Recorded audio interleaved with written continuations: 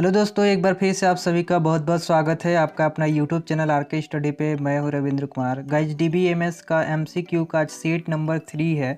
ठीक है, सीट 1 2 समाप्त हो चुका है, सीट नंबर आज 3 है और वेरी इंपॉर्टेंट क्वेश्चन करने वाले हैं। ठीक है, तो सभी लोग एक साथ लाइव जुड़ेंगे और सभी लोग एक बार सेशन को शेयर कर देंगे। ठीक है, सभी लोग अपने दोस्तों को एक बार सेशन शेयर कर देंगे, फिर हम लोग जो क्वेश्चन है स्टार्ट करेंगे। ठीक है, और गाइज यहाँ पे आप सभी को पता है कि फ्री PDF के लिए हमारे टेलीग्राम से जुड़ सकते हैं। टेलीग्राम का नाम दिया गया है डिस्क्रिप्शन के नीचे, या फिर वहाँ पे लिंक है, उसको क्लिक करके सिंपली ज्वाइन हो सकते हैं। ठीक है, RK स्टडी 2.0 जाकर टेलीग्राम पे भी सर्च करेंगे तो आपको मिल जाएगा।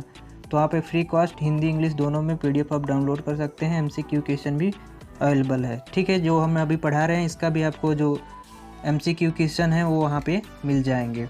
आप सभी को पता है गाइज कि यहाँ पे हम लगातार आपके लिए क्लास ले रहे हैं। ठीक है, DBMS के 3 क्लास ऑलरेडी होने वाली है और अभी हम जावा के भी क्लास लिए हैं। ठीक है, ऑपरेटिंग सिस्टम का क्लास आज से स्टार्ट होगी। ई-कॉमर्स की जो 2 बजे से थी, ये थोड़ी सी डिस्टर्बिंग वजह से छूट गई है, तो नेक्स्ट डे से ये भी स्टार्ट हो जाएगी। ठीक है, सो चलिए हम लोग स्टार्ट करते हैं। जो हमारा सबसे पहला क्वेश्चन है, आई होप कि आप लोग सब लोग आ चुके हैं। तो फिर आज के लिए सब लोग रेडी हो जाएं, और अगर किसी ने भी शेयर नहीं किया हो तो जल्दी से सेशन को शेयर कर दें और सारे लोग अभी जुड़ जाएं। कुछ लोग जुड़ जाएं तो फिर हम लोग चलेंगे। चलिए अभी स्टार्ट करते हैं हम लोग। पहला क्वेश्चन आपकी स्क्रीन पे, और ध्यान से देखिएगा क्वेश्चन और जवाब देने की कोशिश करेंगे। ठीक है, ध्यान से देखेंगे क्वेश्चन। चलिए, क्वेश्चन नंबर 1 है आपका कि the issue that deals with the collection and use of data about individual is. फिर से ध्यान से सुनिएगा क्वेश्चन, फिर से आपको बताते हैं। The issue that deals with the collection and use of data about individual is. जल्दी से इसका आंसर बताइएगा।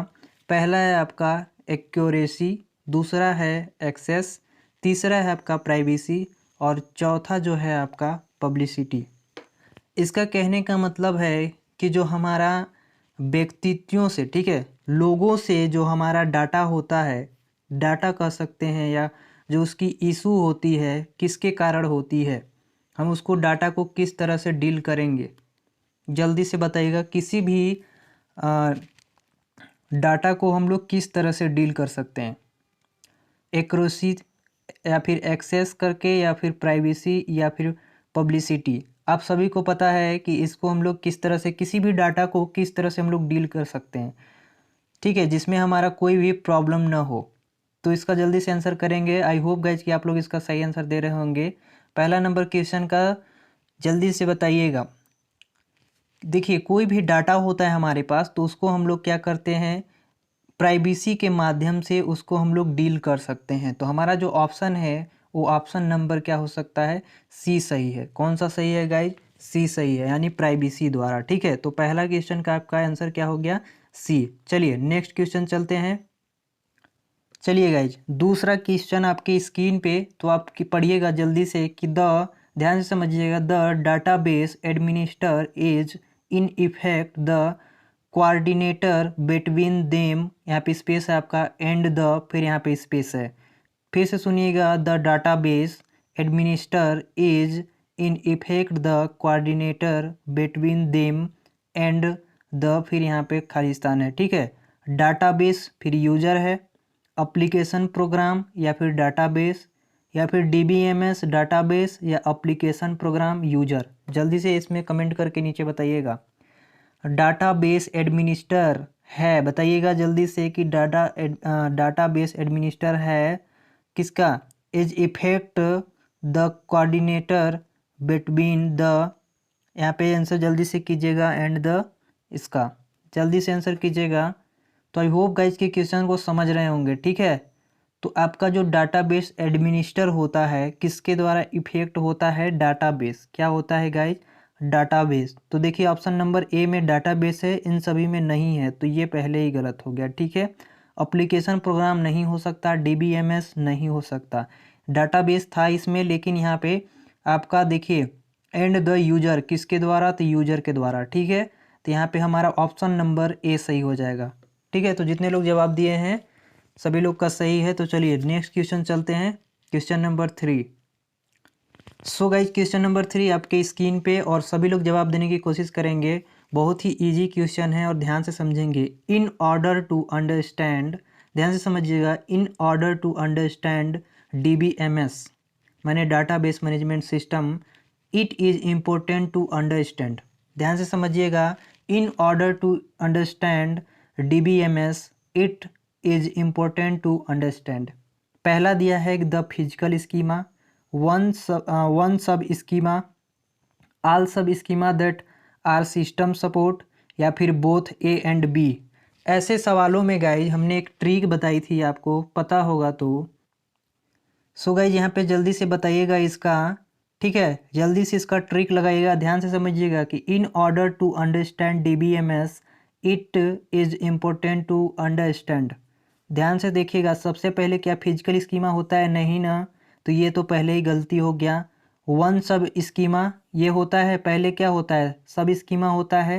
यहाँ पे देखिए all sub schema that are system support, तो आल तो होता नहीं है। यहाँ पे बोथ ए एंड बी दिया गया है, ए एंड बी दिया गया है, तो ये भी नहीं होगा। तो सबसे इसमें आंसर जो आपका कौन सा हो जाएगा? One sub schema. कौन सा होगा? One sub schema. ठीक है, तो ऑप्शन नंबर आपका यहाँ पे बी सही होगा। ध्यान से समझ लीजिएगा कि in order to understand DBMS, it is important to understand one sub schema. ठीक है, तो चलिए क्वेश्चन नंबर 4 चलते हैं, अगला क्वेश्चन चलते हैं। आई होप कि आप लोग सभी जवाब दिए होंगे। ठीक है, वीडियो को एक बार शेयर कर देंगे और लाइक शेयर जरूर करेंगे। ठीक है, चैनल पे नए हो तो सभी लोग सब्सक्राइब कर लेंगे। चलिए नेक्स्ट क्वेश्चन चलते हैं हमारा।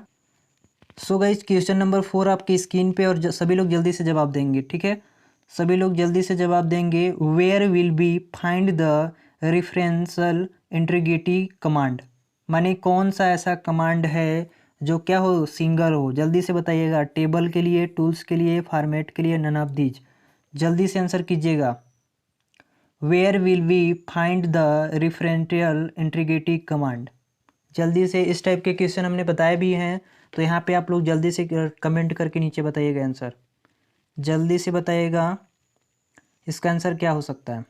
आई होप गाइज कि आप लोग इस बात को समझे होंगे कि देखिए यहाँ पे जो where will be the find the referential दे रहा है इंटीग्रेटी कमांड, तो इंटीग्रेटी जो सिंगल कमांड के लिए यूज किया जाता है ना, इसमें टेबल्स दिया, टेबल्स नहीं होगा। टेबल्स क्या है आपका? कमांड नहीं है। टूल्स कमांड नहीं है। फॉर्मेट कमांड नहीं है। तो यहाँ पे क्या हो जाएगा आंसर आपका? नन ऑफ दीज हो जाएगा। क्या हो जाएगा? इनमें से कोई नहीं। तो कमांड आपको सभी लोगों को पता है, कमांड इस पे चलाई जाती है, जैसे टेबल्स हो गए, तो सभी पे कमांड चलाई जाती है, लेकिन ये कमांड्स नहीं है जो, ठीक है, सिंगल कमांड्स नहीं है। तो ऑप्शन नंबर आपका डी सही हो जाएगा। ठीक है, चलिए अगला क्वेश्चन चलते हैं, पांचवा। सो गाइज आपका पांचवा क्वेश्चन स्क्रीन पे है और आप देख सकते हैं, लिखा गया है कि द DBMS माने database management system that is a most difficult to use is. जल्दी से बताइएगा कि जो DBMS में है सबसे इम्पोर्टेंट डिफिकल्ट चीज़ कौन सा यूज किया जाता है? ऑरकल, कॉरपोरेशन ऑरकल, या फिर Microsoft Access, Microsoft SQL server, या नन ऑफ दीज। जल्दी से बताइएगा। जो हम लोग DBMS होता है वो मोस्टली हम लोग सबसे डिफ़िकल्ट का कौन सा यूज करते हैं? ऑरकल, कॉरपोरेशन ऑरकल, या फिर दूसरा में दिया है माइक्रोसॉफ्ट एक्सेस, तीसरा है Microsoft SQL server, none of these. Very important question है, ये क्वेश्चन आपका आ सकता है। ठीक है, कि जो DBMS होता है मोस्ट डिफ़िकल्ट कौन सा यूज किया जाता है? जल्दी से बताएंगे, यहाँ पे आंसर करेंगे सभी लोग। सो गाइस जल्दी से यहाँ पे आंसर करेंगे तो हम आपको बताते हैं। ठीक है, जो DBMS होता है उसमें मोस्ट डिफ़िकल्ट यूज जो होती है वो ऑरकल कॉपरेशन ऑरकल का यूज किया जाता है। किसका यूज किया जाता है? ऑरकल कॉपरेशन ऑरकल का। ठीक है, माइक्रोसॉफ्ट एक्सेस का नहीं किया जाता और माइक्रोसॉफ्ट SQL सर्वर का भी यूज नहीं किया जाता है। ठीक है, SQL जो ये आपका है, जो आपका माइक्रोसॉफ्ट SQL सर्वर बोल सकते हैं, इसको हम लोग RDBMS में करते हैं, यानी रेशनल डेटाबेस मैनेजमेंट सिस्टम में। तो यहाँ पे आपका आंसर कौन सा हो जाएगा?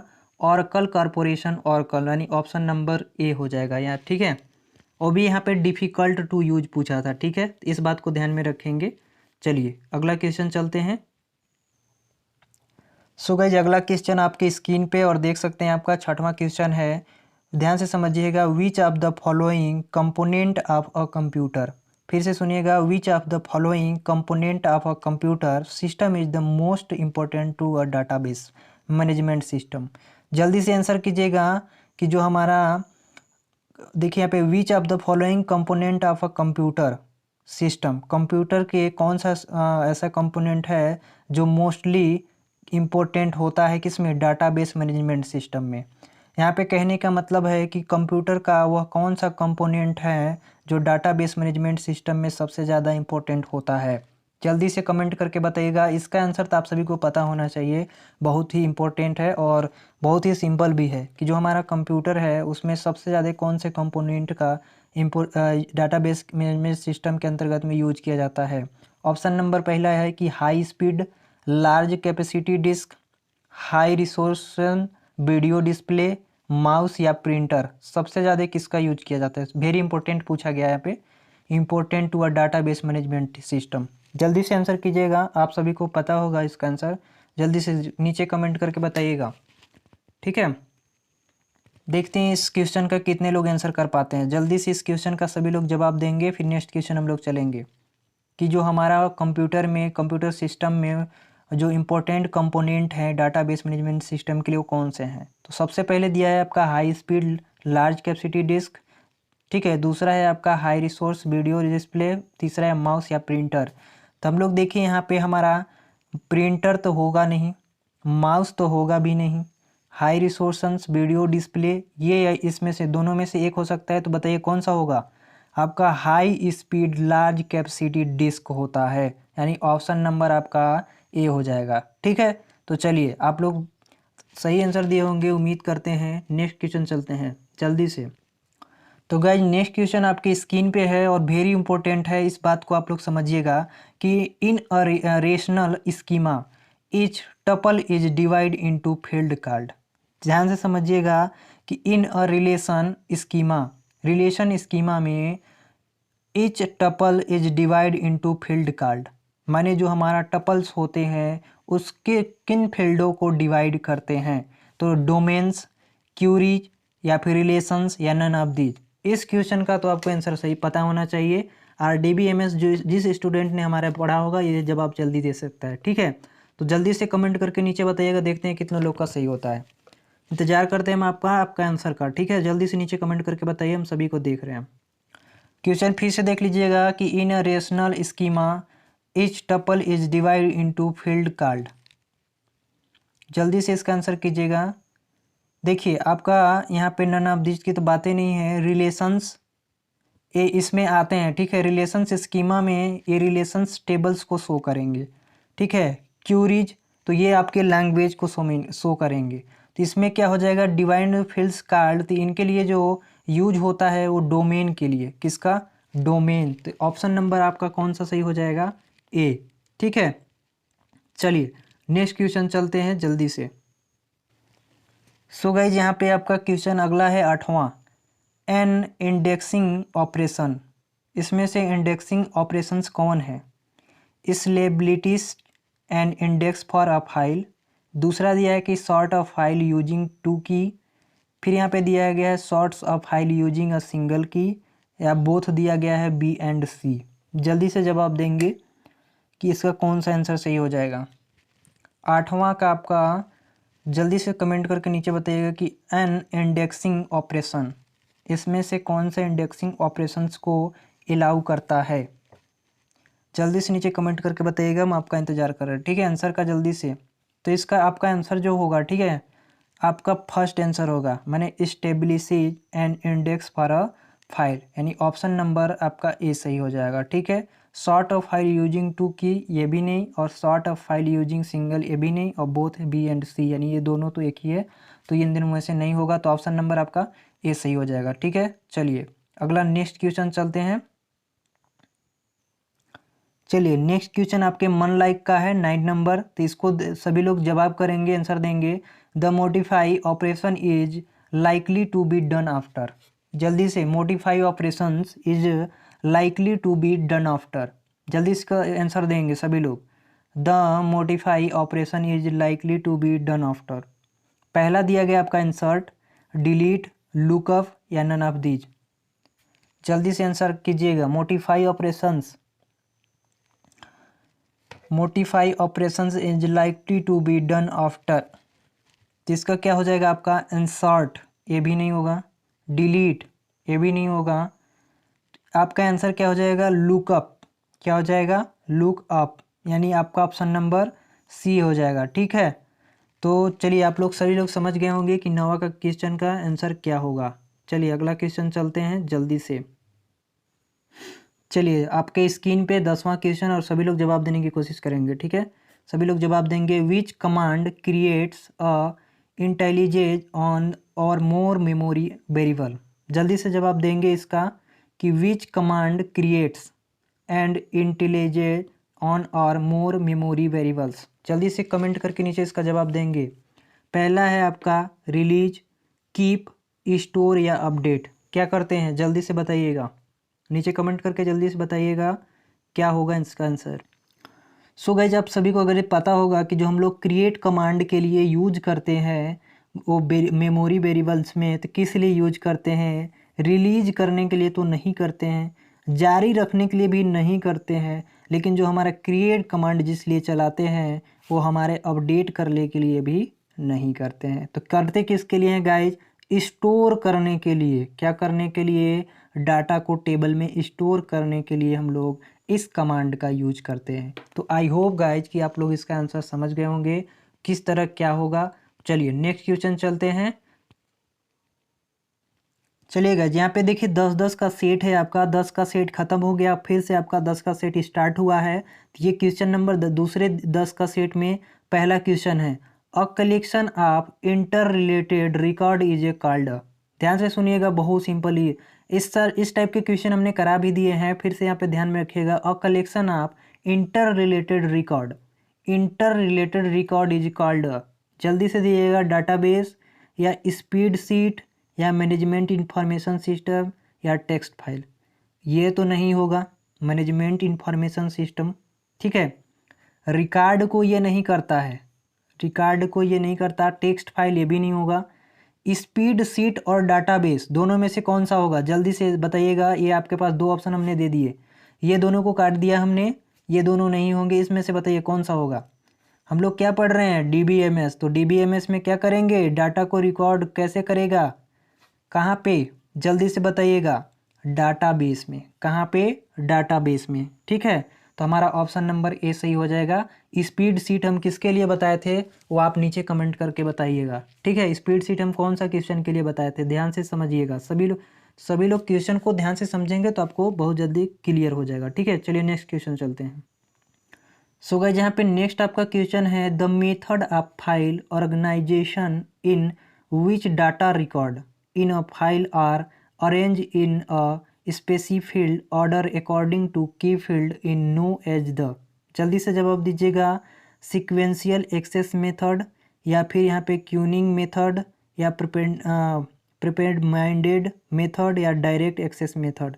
तो यहाँ पे देखिए हमारा जो इसमें चलती है, ठीक है, organisation in which data record जो हमारे फाइल के अंतर्गत में अरेंज होते हैं वो हमारे सिक्वेंशियल एक्सेस मेथड के थ्रू होते हैं। ठीक है, तो आप लोग सभी लोग यहाँ पे समझ गए होंगे इसका आंसर, तो ऑप्शन नंबर इसका ए हो जाएगा। ठीक है, जो हमारा DBMS के अंतर्गत में अरेंज होते हैं जो डाटा फाइल्स के अंतर्गत में रिकॉर्ड, वो हमारे सिक्वेंशियल होते हैं। ठीक है, सिक्वेंशियल एक्सेस मेथड द्वारा रिकॉर्ड को सेव किया जाता है। तो चलिए नेक्स्ट क्वेश्चन चलते हैं जल्दी से।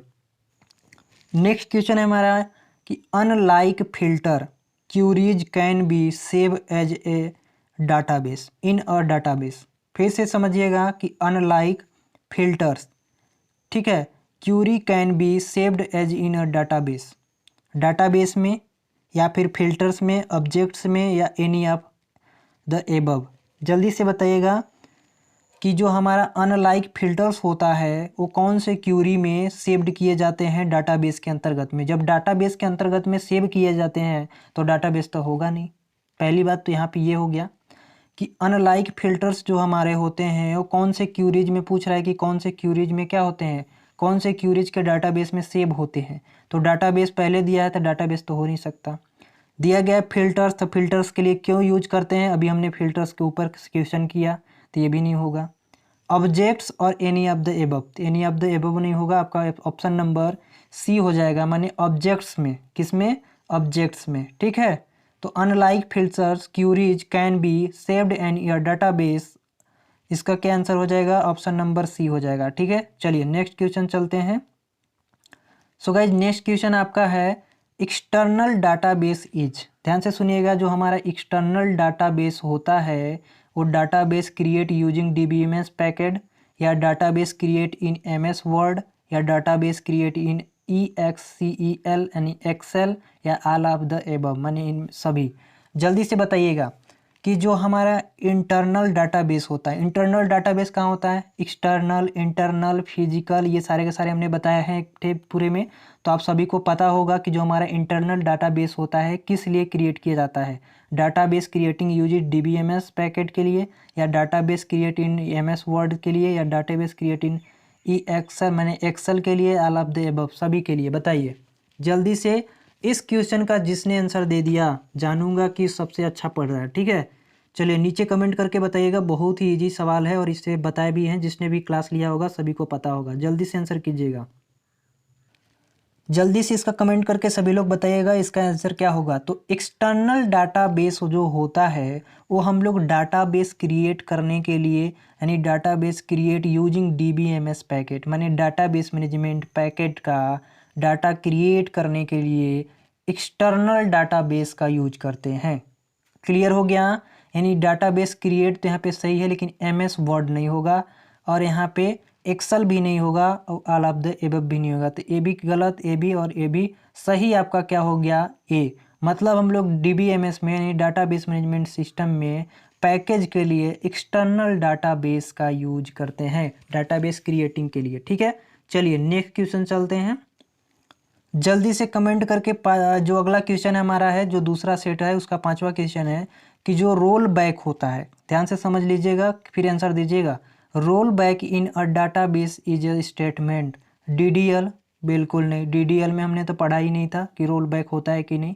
DML इसमें भी नहीं, DCL न, ये डाटा डिफिनेशन लैंग्वेज में होता है रोल बैक का यूज, न DML में, ठीक है। इसका स्टेटमेंट इन दोनों में नहीं दिया जाता। लिखा गया है कि रोल बैक में, रोल बैक का जो स्टेटमेंट है वो किस डाटाबेस में यूज होता है, कौन सा कमांड में। तो देखिए DDL में भी नहीं होता, डाटा डिफिनेशन लैंग्वेज में नहीं होता है, DML में माने कि डाटा मैनिपुलेशन लैंग्वेज में इसमें भी नहीं होता, DCL डाटा कंट्रोल लैंग्वेज इसमें भी नहीं होता।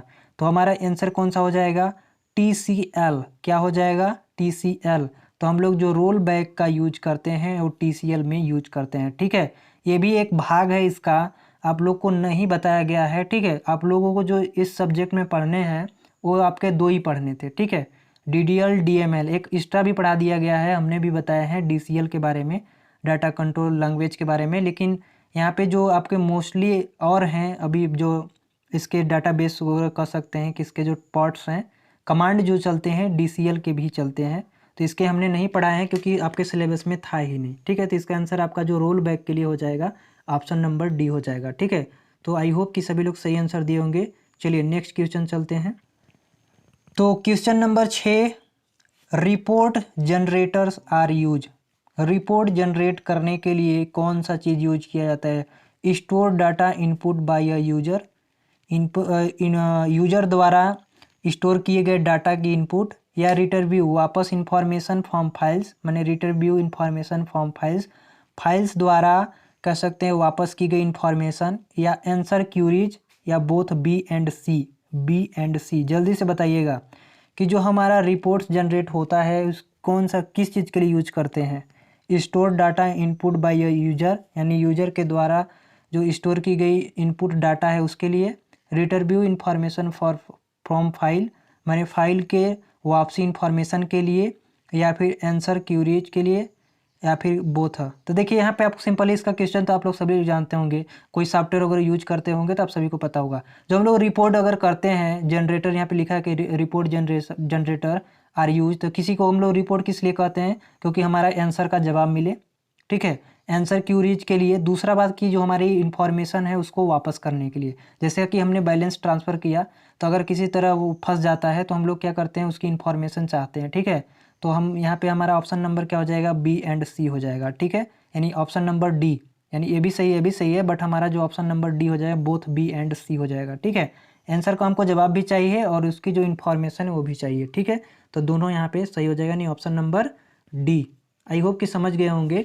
किसी के लिए कभी आप रिपोर्ट करते होंगे तो आपको सभी को पता होगा। चलिए नेक्स्ट क्वेश्चन चलते हैं। नेक्स्ट क्वेश्चन गाइज आपका 7वां है। गाइज देखिए, वीडियो पसंद आ रही होगी तो लाइक जरूर करिएगा, ठीक है। आज मज़ा आ रहा होगा आपका क्वेश्चन करने में, ठीक है।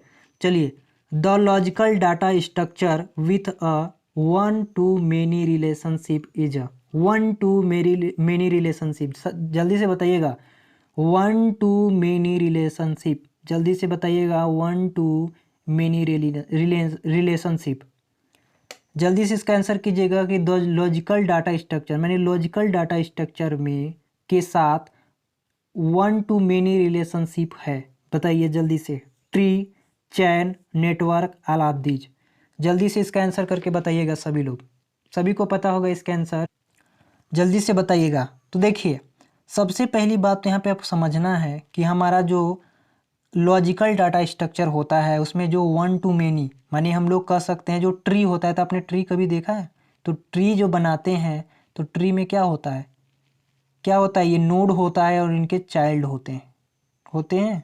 समझिएगा यहाँ पे बात।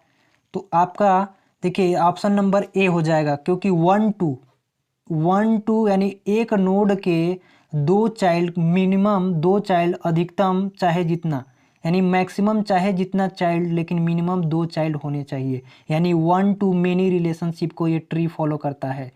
चैन बिल्कुल नहीं फॉलो करता, नेटवर्क भी नहीं फॉलो करता, क्योंकि नेटवर्क मॉडल्स हमने पढ़ाए हुए हैं। ऑल ऑफ दिस तो ये भी नहीं होगा, ठीक है। तो जो ट्री हो गया वो हमारे एक नोड होते हैं, उसके चाइल्ड्स कम से कम दो होंगे। कितने होंगे?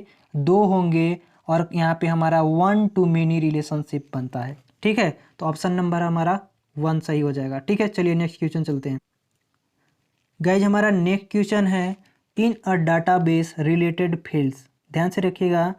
इन a database related fields are group to, जल्दी से यहाँ पे ध्यान में दीजिएगा कि जो हमारा डाटाबेस रिलेटेड फील्ड्स करता है, जो जिस फील्ड से करता है उसका ग्रुप कौन सा है?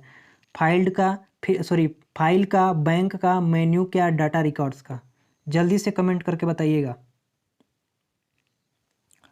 सो गाइस जल्दी से नीचे कमेंट करके बताइएगा कि जो हमारा इन अ डाटाबेस, मैंने डाटाबेस में, एक डाटाबेस में related field are group to, यानी जो हमारे इसके रिलेटेड ग्रुप्स होते हैं वो किन के लिए होते हैं?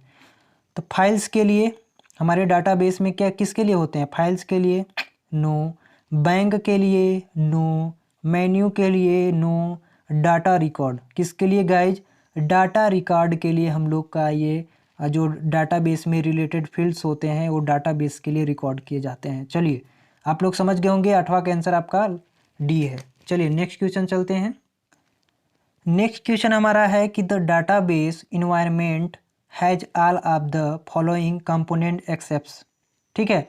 The database environment has all the following components except, तो यहाँ पे देखिए जो हमारा डाटाबेस का इन्वायरमेंट है, ठीक है, उसके जितने भी कंपोनेंट है उस किसको एक्सेप्ट करते हैं, इस बात को ध्यान में रखिएगा कि the database environment has all the following component except, माने जो हमारे डाटाबेस इन्वायरमेंट होते हैं वो सभी किस कंपोनेंट को एक्सेप्ट करते हैं?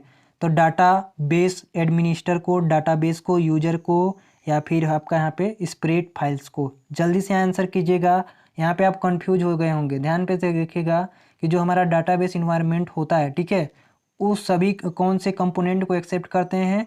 डाटाबेस एडमिनिस्टर को, डाटाबेस को, यूजर को, स्प्रेड फाइल्स को। जल्दी से नीचे कमेंट करके बताइएगा।